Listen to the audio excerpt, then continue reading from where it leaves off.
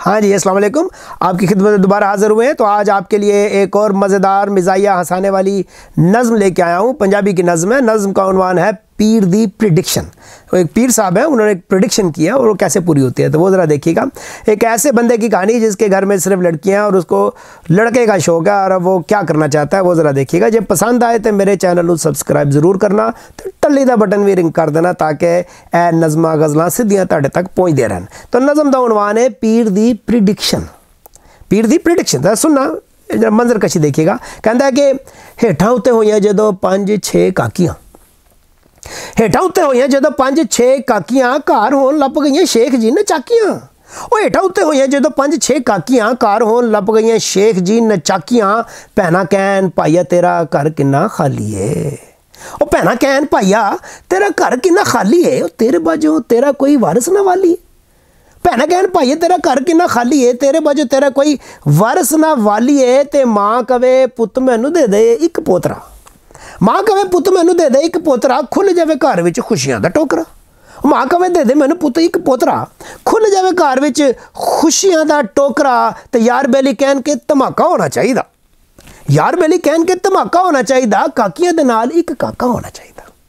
यार बेली कहन के धमाका होना चाहिए, काकियां दे नाल एक काका होना चाहिए। ते सुन के मैं सोचिया कमेटी नवी पावा, मैं सुन के सोचिया कमेटी नवी पावा मैं, काका लैन हुण किसे पीर कोल जावा मैं।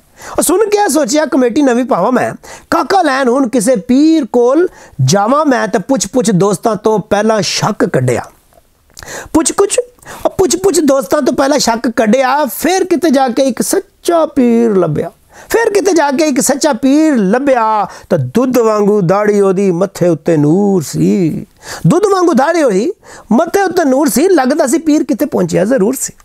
दुध वांगू दाड़ी ओदी मत्थे उत्ते नूर सी, लगदा सी पीर किते पहुंचिया जरूर सी। ते अपनी करामता दा भेत उन्हें खोलिया, अपनी करामता दा भेत उन्हें खोलिया।